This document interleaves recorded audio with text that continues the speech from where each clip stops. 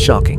In 1912, a businessman had a ticket for the Titanic. Then, he reportedly had the same dream 2 nights in a row. The ship was upside down. People were struggling in the water. He canceled his ticket. 10 days later, the Titanic was gone. So what was his brain doing before the disaster? Was it seeing the future?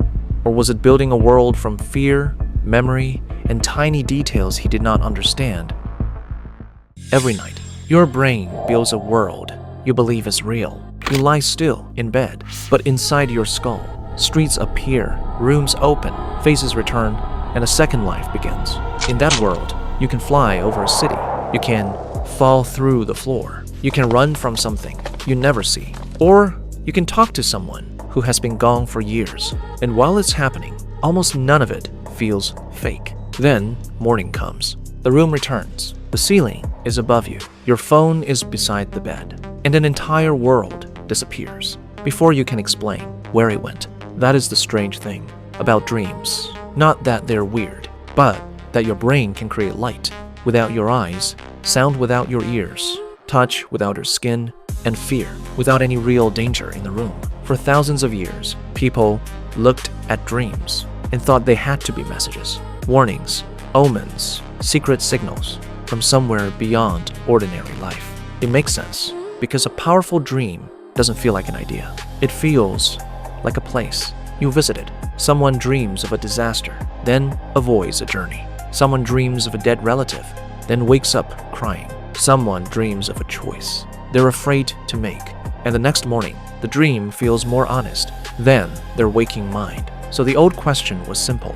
Are dreams trying to tell us the future? But maybe that is the wrong question. The better question is, why does the brain need to build a future at all? Because one of the most useful ways to understand dreams is this. A dream isn't just noise. It is a simulation. At night, your brain takes fragments from the day and starts rearranging them. A face you barely noticed, a sentence you heard in passing, a fear you pushed away, a problem you didn't have time to solve, a feeling you never admitted was there. During the day, your conscious mind says, not now. At night, the deeper brain says, run it again. But this time, remove the rules. So the office becomes a maze. Your childhood home appears inside a train station.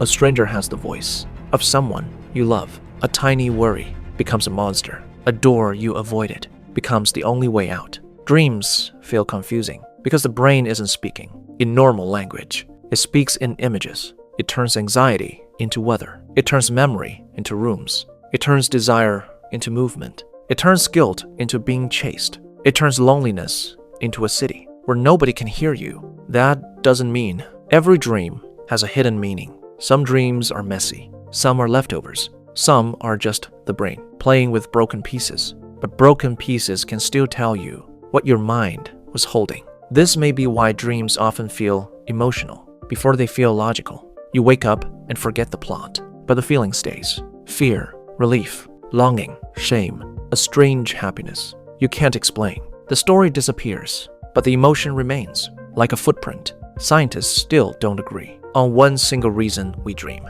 but several ideas keep coming back. Dreams may help the brain sort memory. They may help decide what to keep and what to let fade. They may help soften emotions that were too intense during the day. And nightmares may work like a fire drill for fear. That is why so many dreams are built around danger, being chased, falling, arriving too late, losing someone, opening the wrong door, standing in front of people with nothing prepared. Your brain may not be trying to punish you. It may be asking a question. If this feeling comes back tomorrow, what will you do? And then comes the part that sounds impossible. Sometimes, inside the dream, a person wakes up, not physically, mentally. They realize, wait, this is a dream. This is called lucid dreaming. For a long time, it sounded like fantasy, but researchers found a way to test it. Before sleep, lucid dreamers were told to move their eyes in a special pattern.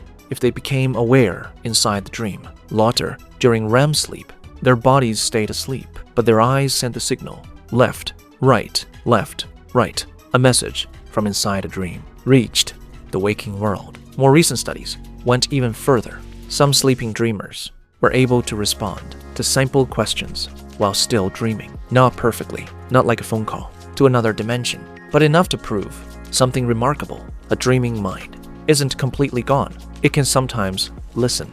It can sometimes think.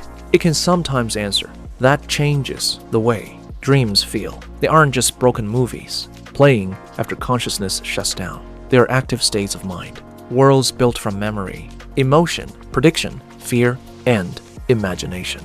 And maybe that is why ancient people took dreams so seriously. They didn't have brain scanners. They didn't have sleep laboratories, but they knew something from experience. A dream can show you a version of yourself that daylight hides, the part that is afraid, the part that still wants something, the part that remembers, the part that noticed a pattern before you had words for it. So, no, dreams may not be messages from another dimension. And no, every nightmare isn't a prophecy. But dreams are not nothing. They are one of the strangest things your brain does to keep you alive, keep you whole, and help you make sense of a life too large to process while you are awake. Every morning, we say, it was just a dream. But maybe that word is too small. Maybe a dream is your brain opening a private theater, using yesterday's fragments to rehearse tomorrow's fear, repair old emotions, test impossible choices, bring back the people you lost, and ask the questions you are too busy to hear. So the next time you wake from a dream you can't explain, maybe don't dismiss it too quickly. It may not be the future calling. It may not be the universe sending a sign. It may simply be your own mind working in the dark, building another world so you can survive this one.